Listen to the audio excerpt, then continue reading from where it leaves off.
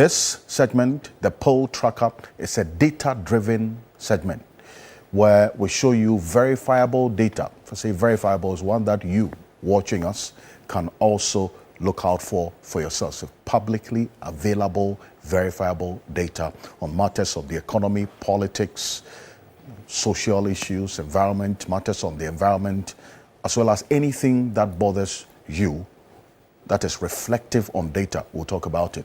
On the economy, others as we've seen in the last few weeks gone by. Today, Poll Tracker focuses on the direction of the country, as was captured in the latest poll by Mussa Dankwah, plus what kind of leader the people that he polled say they want.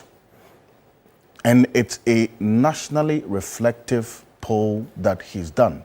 And this, we understand, a cut across all 16 regions. Mussa Dankwah is the lead researcher and global lead for Global InfoAnalytics. He's joining us in the studio.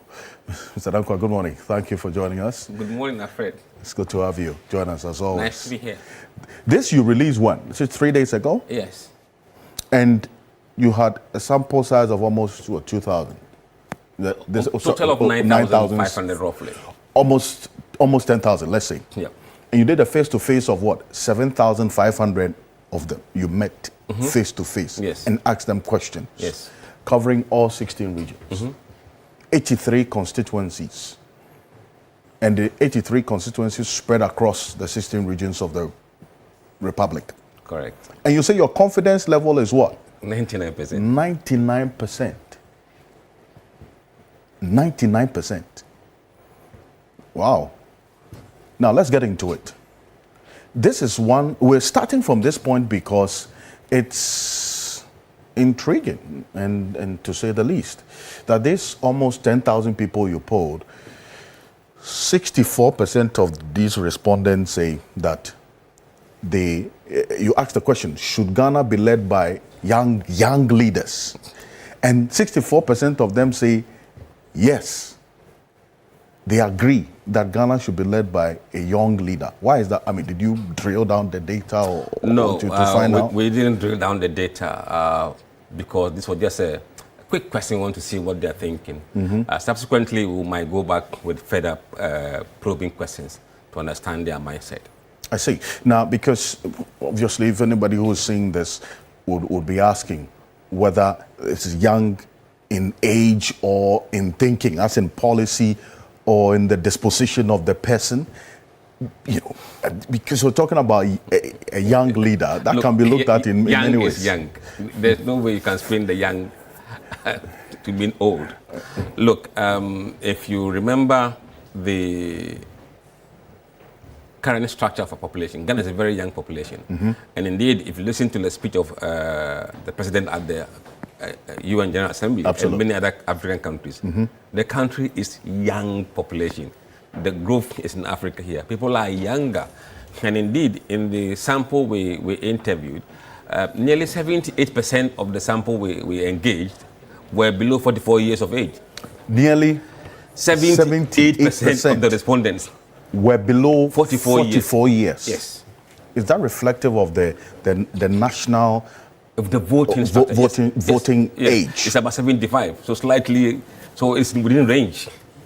Okay, so the total number of eligible voters nationwide are about 75% of them are below 44 years. Are below 44 years, 75%. Yep. So this sample size age bracket is reflective of what and 64% of them say that they would prefer a young leader. And that's why I'm not spinning the young. In fact, the 64% include even some of the old ones. Some of the old ones. Yes. They say they want young leaders. Yes. You see, this mindset is one that Lawyer Martin Kpebu has been advocating for quite a while. That he says what he wants someone who is youthful, right?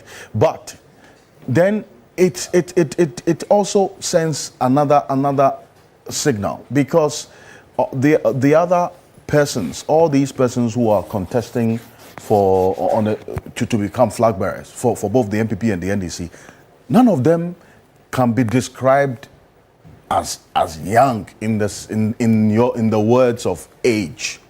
Okay, that's why I was asking if we look at the youthful definition in other areas apart from just the age? I think. Look, it's about age. It's about age. It's about age. The respondents want someone who is young. Yes, as simple as that. It's about age. And comparatively, they are looking at what we've had in the past. Okay. Recent past. Nado was 73 or so when he became president. And that probably is the benchmark they're looking at and trying to see, oh no, maybe we want younger people to lead us. And look, subsequently, we have come up with the first data. Somebody else, and indeed, with time, we can go back and probe this question further. But it is clear that these people want people who reflect their youthful exuberance. Absolutely. And it's interesting. You see, what's the probability that a young leader will do anything different from what the old leaders have done? You see, it's about the thing. It has to be something beyond just the age. No, you see, you have to connect with the people. You are governing, right? The people are around 44 years of age and below. Your thinking, your mindset must reflect them. That's what they want to tell you. You must be able to connect to them and understand them better. The older you are, the less likely you can understand what these guys are thinking. Really? Yes. Okay, so let's look at the ages. Let's put this on the screen right now, because you see, all these persons have gone beyond the definition of the youth or the young leader that you're talking about. Okay, because for instance, Johnson and Shedun Ketia, let's say for the NDC, these are the top runners. The last poll that you did, this is what was the outcome, isn't it? Yes. That Harun Idrisu, based on the people that you polled, 27% of them said that they prefer Harun Idrisu as the flag bearer for the NDC. 26% Johnson Shedun Ketia, 22% Dr. Kasiela Toforsin, Julius Debra follows in that order, Honorable Samuel Okudzeto Ablakwa, and Dr. Zaneto Ajiman Rollins. Look at these, the first four. The ages of the first four top runners. Harun Idrisu, 55, 56 years. Johnson Shedun Ketia, you see, 68, thereabout. Johnson Shedun Ketia is 68 years. And Dr. Kasiela Toforsin is the youngest among them in terms of the ages. 47. He's 47, turning 48. Then Julius Debra, 59 years of age as well. Same age with Dr. Mahmoud Bawumia. Look at the MPP. Dr. Mahmoud Bawumia, 59, is almost equivalent to the percentage that you got in there. Kennedy Ejapong, it's about, he's beyond his 60s. No, he's 65. 65 years. Then Brian Echampong, 52 years. You also have Dr. Yasser Duchum beyond his 60s. So, based on the ages of the front runners of both the MPP and the NDC, they don't fit this definition that you're talking about. No, I didn't define what age bracket they mean by young. But we're talking about young. We know what we mean. No, you see, it depends on whether. Remember, the definition of young people in MPP was rejected from 44. I think they went to bring it down to 40 years from 45. Precisely. It was rejected by the delegate. Good. So, look, I would say, I don't want to speculate, but I'll go back to the public and ask them what range of ages are they looking at in terms of young. Look, but the trick is that add the numbers for the young people and see what that amounts to. Who's younger here? Probably this guy, Brian Champo. So yes. you add Brian Champo's number, 3%. Patrick Bawumia, 4%, 7%. Add that to Bawumia, probably he's probably the third youngest, right? Yes. What do you get? In the third youngest. What do you get? Most of the voters are picking these younger people. 63. Yeah. If you're doing, yes, the percentage. So 60, 63. So the share of vote of the younger people, outnumber those of the share of the older people. Go to the NDC one and you do the same thing and you see. Okay, let's look at the NDC one. Yes. Right. So if you are adding, look, Zinato 4 plus Ablakwa 8, 12. What do you get? 12 plus Atufosin 22. That's 36. You add 34. Add that to the next young one, 27. What do you get? So 34. Majority. That's 61. So you can see that the preferences are going towards the younger leaders. That's a clue. This reflects exactly what you're talking. So the sentiments are towards the younger leaders. Absolutely. You see, but that's where, you know, I'll still have you go back and maybe you drill down the data. When you add the vote of the younger people in MPP, it was around 63%. Yes. Let's look at that. No, I think what must be, if you add this one, 56. So that's Dr. Bamian 56. Yes, plus 3. Plus 4. That's Patrick Boama and Brian Echampong. 63. Right? Yes. If that of NDC is 61. 61, yes. So the share of the younger people's vote for MPP is 63, that of NDC 61. And proportion of people who said they want younger people, how about, what is that? 64%. 64%. Look at that. That's it. That's 64%. So it fits in. but you see, that's why then I was asking the question about what exactly is the real differentiator that would let respondents be attracted to the demand for a young leader in age as against a young leader in policy thinking, disposition, orientation. So because those are two different things. Somebody can really be old, but the policies can be youthful. That's a bit of research. We've given you a clue. Someone can pick up from where we left and then go further and probe. Well, one person whose sentiments still towards this, what you have just captured here, is joining us in the studio. Martin Kpebo is a private legal practitioner. He's a leader of the Kobe Reloaded demonstration and also regular here on Key Point. Lawyer Martin Kpebo, good morning. Thank you for joining us. Good morning, Mr. Okansi. This reflects your sentiments, doesn't it? It's heartwarming to see that majority of our people agree that we should have younger leaders. They've had their chance and I think they've done their bit, so they need to sit aside and then let's also take over. This is our time. Yes, it's our turn to take, I mean, the experiences, they can advise from the sidelines, except that, you know, when I look at it, 64, that's very strong. But to be honest, you know, we're learning, you know, we can't always say everything we say is cast in stone.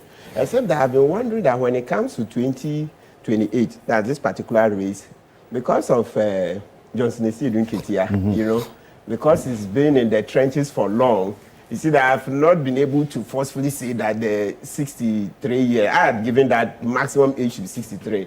I'm not able to say it forcefully for 2028 because I see that actually the grassroots people, the man is worked in the trenches, so it looks like maybe he'll be the last exception. Then, so you see that every time I keep saying 2032, it won't happen, 2032, it won't happen. So for 2028, it looks to me like, well, if he's able to make it because he's worked, I mean, the trenches for long. You mean Johnson Esi Ketia? Yes, because he's been in the trenches for long. It looks like maybe from the little that I hear around, the whispers around, it looks like maybe he would be the last exception, right? Yes, but Bawumia, I'm surprised that they say the young people in the MPP, they prefer him. Bawumia doesn't stand a chance in 2028. Why do you say this so emphatically? How do you know that? Oh, no. 1.6 million votes. You can't wipe out 1.6 million votes in a 4-year cycle unless NDC, just misrule to a level beyond even what Akufo-Addo did. I think we're going to sit down for them to do that. They won't get that chance. What Akufo-Addo did was the last. You know, there's still a lot of anger in the system. You see why John Mahamad's approval ratings, which we will get to, is coming down. There's still a lot of anger. What Akufo-Addo did to us, we are not going to sit down for that to happen again. Then this country will explode. So the only chance you say, or the factors that will play to the advantage of the NPP is if the NDC misgoverns extremely beyond what we saw. Akufo-Addo did. But you see that by the, what do you call it, statistics, okay, the track record, JM's administration has always been better than Akufo-Addo. For 8 years, Akufo-Addo couldn't beat JM 1 year on the corruption fight. When it comes to press freedom, it was 2018, the one we held the World Press Freedom here. That was the year that Akufo-Addo did well, but it didn't even match JM's highest. So, long story short, press freedom, JM is better than Akufo-Addo. When it comes to economy, JM is better, etc. Right? Democracy, JM is better. So, based on the records, if JM just goes a little bit beyond what he did the last time, his administration will be better than Akufo-Addo. And you see, the main thing is that the citizenry have changed. You see the Gen Z people, Mussa Dankwah, there's a lot of anger in the system. So if there's a least misrule, Charlie, no, we won't like what... And especially, you make a very good point, because the total eligible voters nationwide, 75% of them are below 45 years. Good. So these are people who are then in middle or upper class. They've experienced the real impact of the economy over the period. A number of them have been hit in many ways by the economic situation, the governance situation. They live the realities that we talk about on a daily basis. Yeah. So that would definitely influence the decision they take on who becomes leader. Yeah, absolutely. That is what we're seeing. Absolutely. Yes. And so, yeah, let's say, is the economy stupid? First, you start with the stomach. Indeed. Yes, people's sustenance needs, because the first human instinct is self-preservation. As you try to preserve yourself, one of them will be you have to live first. Absolutely. You have to eke out a living, right? Yes, so if you look at it in that context, yes, this current administration, you have JM is 1958, right? So about 67. Right? So, but as I said, you are looking at the old track record. I mean, from all indication, he's going to do far better. Okay, so if he's going to do far better, all things being equal. Yes, thank you. It's not going to be that bad. So the person going to take over for him, as I said, because of the huge mandate they got, 1.6 million, it looks like it will be extremely difficult at this stage to insist on the less than 63 for 2028. But beyond that, I think the voices will count a lot more. This is because yes. I mean, that's based. This is your view. Yes. You see, and I like the viewers to understand it in that perspective. You're saying because of what you have picked on the ground, with respect to the front runners of the NDC flag bearership, even though Mussa Dankwah's poll puts Haruna Idrisu ahead, you say that it's too early to discount Johnson Esiedu. Don't. You know, because he's been in the trenches, he's risen through the ranks and become chairman, and so on. Otherwise, if you ask him from my heart, based on all the things I've been saying, who should I go for? Do you want that? Do you want that? Oh, from my heart, certainly I would have gone for Atuforsin and Okujeto straight. Your vote will be for Atuforsin and Okujeto? Yes, because you see, the Evers haven't been on the ballot for a long time, since JJ left, right? So for a long time they haven't been there, right? And Atuforsin, because like compromise candidate between Haruna and Esiedu Nketia. Yes. Because you know that between actually Esiedu Nketia and Julius Debra, Haruna's son, you see, Haruna is a very affable lawyer, everything, but you know, the demographics. I think the demographics, we still have a bit of a challenge in terms of our demographics. Yes. And Mussa Dankwah, the last time, if my memory serves me right, I said this is an online pool, right? No. This is so this one. Let me show you that. This one is 7,500. That's about almost 75% face to face. Okay. Because the sample size is almost 10,000. That's 9,000. But I think the number you have there is an insertion of the last poll. The last poll, which was almost the same sample size. You know, so that's reflective, and it's important you bring these denominators, because that also helps in understanding what we have here. There must be a story behind the numbers. They must give us a direction of the thinking of the people. Let me acknowledge the presence of Kofi Bentel. He is a private legal practitioner. He's a vice president of policy think tank Imani Africa. Mr. Bentel, good morning. Thank you for joining us. Good morning. Your vote is clear. You know what? You've been very clear across board of who your heart is for. My mind too. And your mind, that Dr. Mahmoud Bawumia has your love. No, there's not just love. What else? I think of the lot there, pound for pound, ideas, the nature of the man, his experience, everything. They are good guys.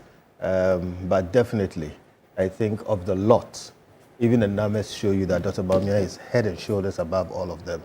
And we will be the better off as a country if he ends up in Jubilee. That's what Martin Bebo thinks. You heard him. Seated right beside you. He said that 8 years, he can't come. His best chance will be 2032. And by then, he'll be too old. He'll be almost 70 years. No, we're not going to say that 2032 to be ruled by a 70-year-old. No, those days, they are over. Okay. It's just that 2028, well, we're not too sure. But 2032, anybody beyond 63 years has no chance. I see. No, there will be no chance. Well, let me hear Mr. Bento. I think it's very clear in my his brother thoughts. Martin go on and on and on. Look, on this matter, listen to me. He is so wrong. It is not salvageable. He can't be helped. Listen, there was a trend in America, and America is a very good place to look at when it comes to democratic trends and all those things. Bill Clinton was 45 years old. I think 47 or so. Yes. When he became president. Yes. Okay? Before him, there was a guy called Dankwah, who was vice president. Very young guy. And then Bill Clinton comes in, 47 or 45 or so, with Al Gore, who was 44 at the time. And listen, in the 200-year-old history of the US, Bill Clinton, who they didn't think was going to be a good guy, is the guy who balanced the budget, set the American economy up. He was an extremely successful president. 47-year-old guy. Yeah. Then after him, you have George Bush, and then you get Barack Obama, who was 47. All right? That's right. So there was a trend, and people felt like America is just going to go for young people. Because really, they are cutting it, they know what's up and all those things. Guess what happened? Donald Trump is 79 years today. All right? Yes. Almost a decade after that youth bomb, they go for a very old man. And I'm telling you, in the last 100 years, Donald Trump has been the most impactful president in the US. Impactful. For right or for wrong, different thing. What I mean is, no, that's not the point. The point I'm making is, age is just a number. And Donald Trump has wiped the floor with all those younger guys and all they stood for and all their potentials and everything. So there is nothing that Martin is standing on to talk about his age politics and we will not allow this and you know that. Who are you? The point is this. When the chips fall, Ghanaians are going to determine, based on who they are seeing, who they want. So I like the point he makes when he says that you shouldn't write off Asiedun Ketia. Look, if you go to NDC, I'm telling you, there are two people on this thing who I know will become president. Two. You want to stick out your neck? I won't stick out my neck for anybody. But they are my friends. And they will become president. They will become? Oh, yeah, they will become president. In my lifetime. Okay. Oh. In your lifetime? Yes. Okay. Easy. But Asiedun Ketia is one of the smartest politicians this country has ever seen. And his biggest asset is that he casts himself in such a mold that you always underestimate him. And he'll kill you.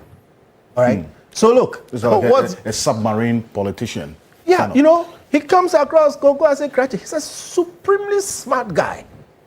And he's extremely effective. All right? So see, don't use age at all. Look, we are experiencing a youth bomb. The millennials, Gen Zs will take over. All right? They will take over. Exactly. No, let me finish my point. That generation is the no-nonsense generation. They don't have reverence for anything. They don't have respect for anything. They look at what's on the ground and say, what's good for me, and they move. So the one who is going to prove himself as capable of doing the things that we need to do, if he's 100 years old, they'll vote for him. Age is nothing. Nothing. Okay, I can go on, but forget. Age is nothing. So the major denominator you look at here is the one who is able to prove himself. Yes. That he can do and meet the expectations of the young people. Exactly. And not so much about a young person. Exactly. That's what Donald Trump shows us. The one who will prove himself to these young, no-nonsense people that he can do what they want. If they find somebody who is their age, who is a wet blanket, and there's an old man holding a stick in a wheelchair who can deliver, they'll vote for the old man. Well, there are a number of things that Martin Bebo says will work for Dr. Mahmoud Bawumia. That is, if the NPP stands a chance in 2028, that this administration must misgovern. Extremely. Extremely. Not just, extremely. Beyond what we saw. And who is going to sit down for that? Again, Martin's here. analysis leaves a lot of room for critique. Who is going to sit down for that? Yeah, let me tell you something. Nobody in this country today has the kind of, it's not moral authority, but President Mahama is riding a very powerful wave. Nobody can stand up to him right now. Nobody. To that extent. Except the people. Nobody. No, listen, let me finish my case. When I say nobody, what I mean is nobody can even mobilize people against President Mahama today. It's extremely popular. All right? And the nature of the man is such that he never goes to any extreme. Too good, too bad. No, he stays there. So you will not be able to raise anything. It will take a huge tsunami. Okay? So, President Mahama is riding a very powerful wave. And today, as we speak, he's becoming an imperial president. How do you mean? What exactly do you mean by that? Parliament can't control him. And the judiciary can't control him. If you say they can't control him, I'm saying can't. Cannot. Cannot. What do you say? They can try.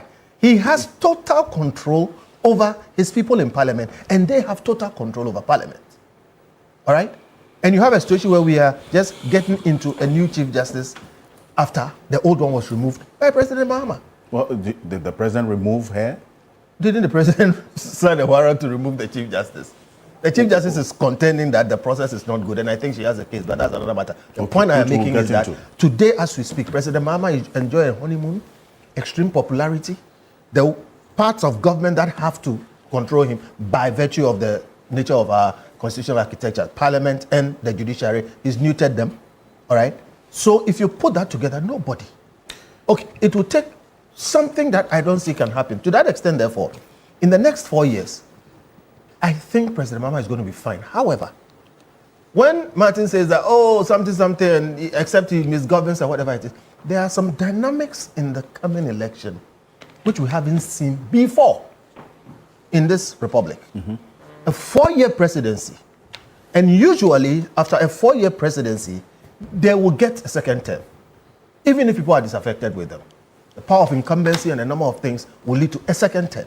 Now, but that is if you have the same horse. So if President Mahama was going again, I can sit here today and tell you that chances that he will lose will be very slim. But he's going to change horse. NDC is going to change horse. A new person is going to come in. New people come in with their baggage, okay? And they may or may not have the blessing of the previous government, as in President Mahama. Who does President Mahama favor in the NDC race? People will tell you it's Julius Debra. All right? But there's going to be this break and change of horse.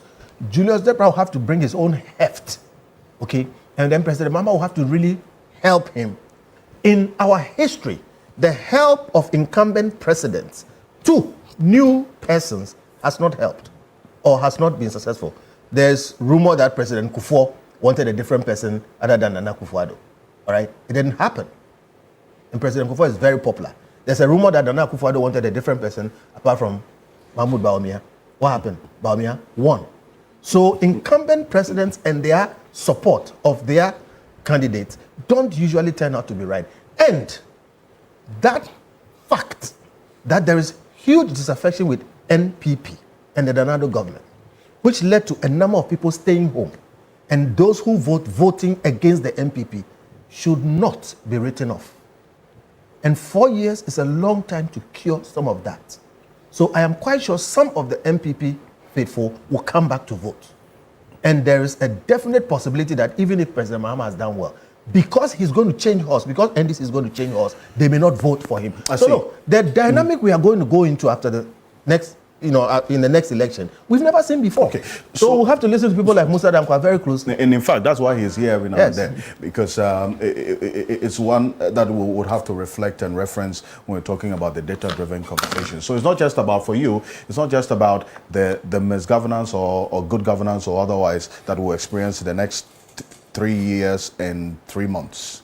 But then again, the transition process in the NDC could also have an impact. So much so that a good governance will be useful. If the transition process is smooth and they choose someone that the party people want, and President Mahama wants, that could also influence the outcome. Yes. Oliver Bakavomawa is here. He is a private legal practitioner as well, the convener of the Fix the Country movement. Good morning to you. Hi, good morning.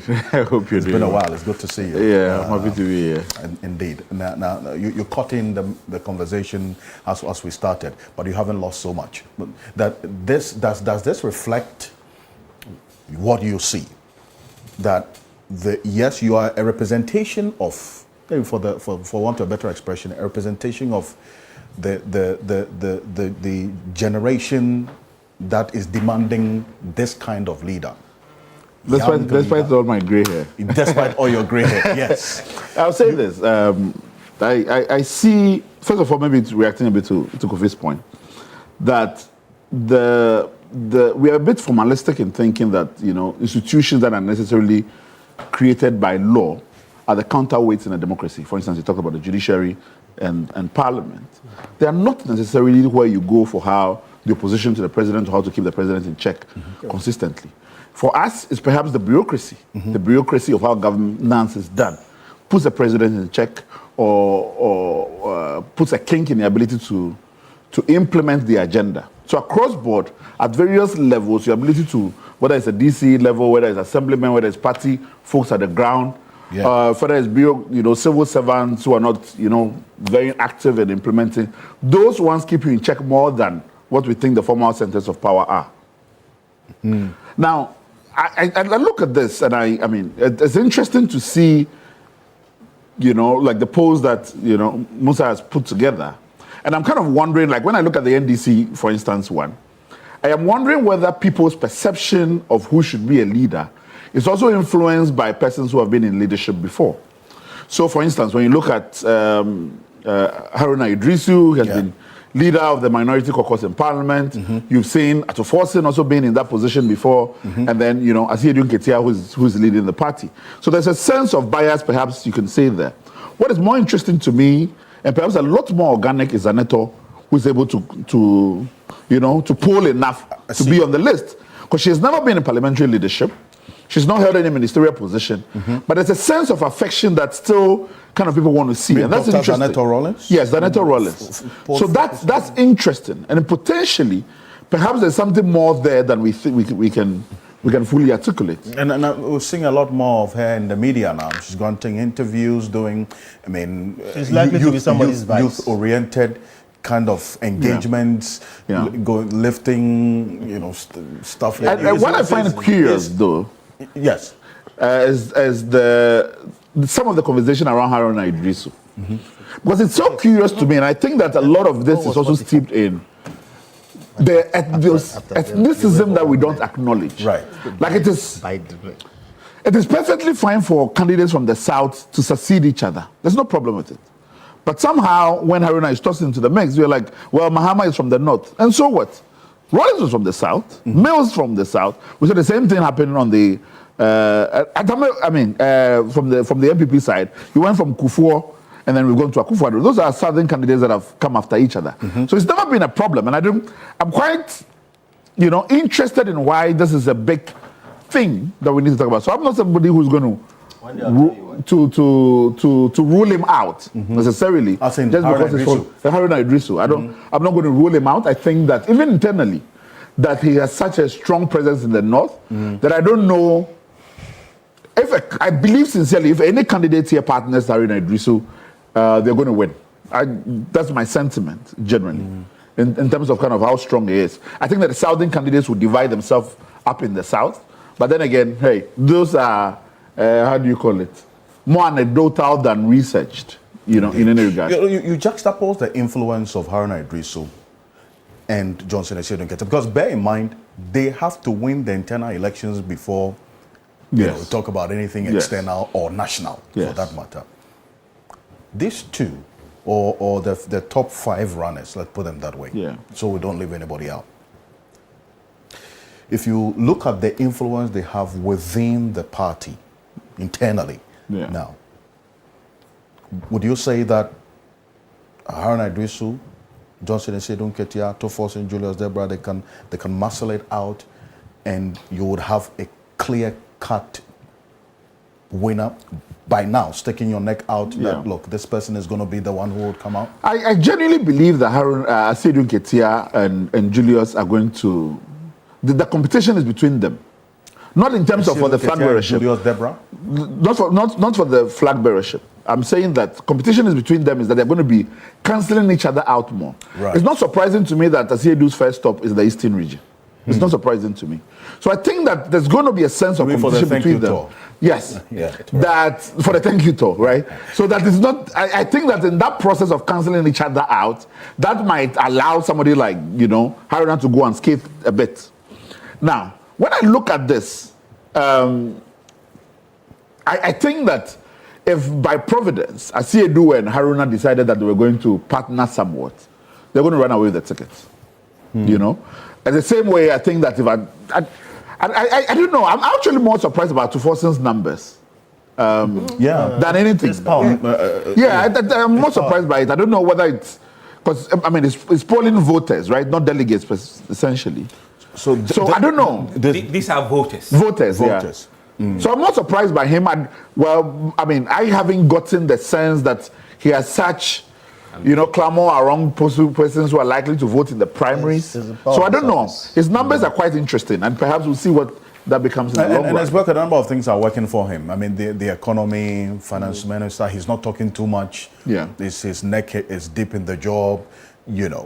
So yes. I mean, that's why, Mr. Dankwah, what really led you to even you throwing his name in the midst of this? Because he hasn't, been on the lips of people. You just have to be realistic in terms of people who could. And the finance position is a huge portfolio. Yeah. I mean, you can't leave him out when he's capable of leading. So you have to pick those who have shown interest, including those who haven't shown interest, but you think there could be a critical equation in who becomes NDC's flag bearer. So the list you have here, in fact, in the next one that will come out on Monday, the list has been expanded, and all the big guns. You have more people than more people than what we have now. Because people were calling and said that, look, my guy is contesting. This guy put me in, put me there. So when we settle that round, so did you add the Agric Minister, Eric Opoku? Everybody is included. I see. All right. So, what do you know about Agric Minister? Everybody is included. So how, do you have an idea of how many you have on Monday? Those who are for the I can mention the names. Okay, the additional ones we have. Iwalda who is there. We have Joshua Alabi is there. We have Okuvandapo is there. Okuvandapo, yes. Yeah, see, right. Absolutely. We brought those two in because we wanted to see the behavior, the gang block, to see the impact they would have. Right. And we also have what do you call this guy? Spirit Gabatu is there. So I see. We have all the names that in addition to these ones. The names that won't amount to nothing. Interesting stuff. Anyway, let me, because there are a few more we'll just cross through. Professor Ransford Jampo is with us as well. He's been away doing the Lord's work for quite a while. Professor Ransford Jampo is the CEO of Ghana Shippers Authority. Prof, good morning. Welcome. Morning. Preliminary comments. This has to be very brief because you didn't. Nobody has. No, not at all. So I want us to I want us to speak so that we'll come back to it. You record them and play them. But I want you to on this, and I'm not going to take it from you. Okay. Right. Perfect. Let's go just to to say, great to see Oliver. This is the first time I'm meeting him in person. I see. Interesting. And then my senior rich man. Kofi Benton. God bless your mouth. Great to see you guys here. Alfred, maybe I'm going to disappoint you. I'm not interested in these for now. We appear to be plagued with a perpetual crisis of politics of succession in a manner that makes us always focus on who must win an election. Immediately an election is over. Who must win again? Rather than focusing on the bread and butter issues that affect the good people of the country. And so I always want us to focus on how to govern, how to fix problems. If we govern and govern well, if we address the bread and butter issues well, if we are able to put in place more proactive measures to address illegal mining and galamsey, if you're able to do all these, which we will get to, if you're able to do all these, then these create the fertile grounds for us to be thinking about who must lead to continue the good works that may have been initiated. And so, rather than thinking about who succeeds President Mahama, I would want to believe that, for me, the most important thing is how President Mahama succeeds, how he governs well to justify the confidence of the good people of Ghana in him. That is what I want us to focus on. And that is what I've heard most of the people you are talking about also, talking about that. Look, it is important to focus on what to do to better the lot of the people of Ghana, what to do to ensure that President Mahama leaves a good legacy. And I want to believe that this is what Honorable Julius Deborah is thinking about. This is what Honorable Atuforsen is thinking about. This is what Asiedun Ketia and Idris Uharina, these are the kinds of things that they are thinking about. And I think that we would help Ghana, would do a lot of service to Ghana if we are able to keep the conversation on governance and how to solve the problems of the people. The same thing applies to the MPP too. I mean, I think that for now, what is important for them, as far as I'm concerned, is how they restructure themselves, how they put their acts together, how they address their own internal issues, which we spoke about, but they ignored. And it played out when we said some people will be breaking away, when we said that they would suffer an unprecedented defeat if they don't put in place certain mechanisms, if they don't address some of their own internal challenges. They called our bluff. They said we were just mere naysayers.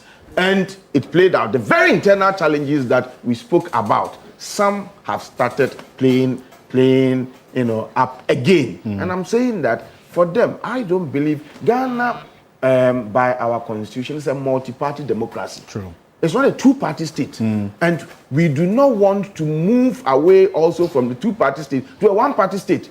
If they don't put their house together and they are thinking about who leads for now, gradually we'll be making the NDC a one-party, that will be ruling. And I think that will be unfair to our democracy. Well, they have a flag bearer race on January 31, which is just some 4 months away from now. January 31 is what? For their flag bearership. Well, I mean, even amongst them, even internally amongst them, some of them have expressed grave concern about that decision that was taken. You have a lot of them who believe that it's important that they build the party from the scratch. It's top-down, bottom-up approach, in trying to reconstruct or rebuild themselves. But I mean, some of them will not listen, and so they have what they are. But for me, as far as I'm concerned, by way of general principle, I believe that we should learn to be doing first things first. Okay. First things first in the case of the ruling NDC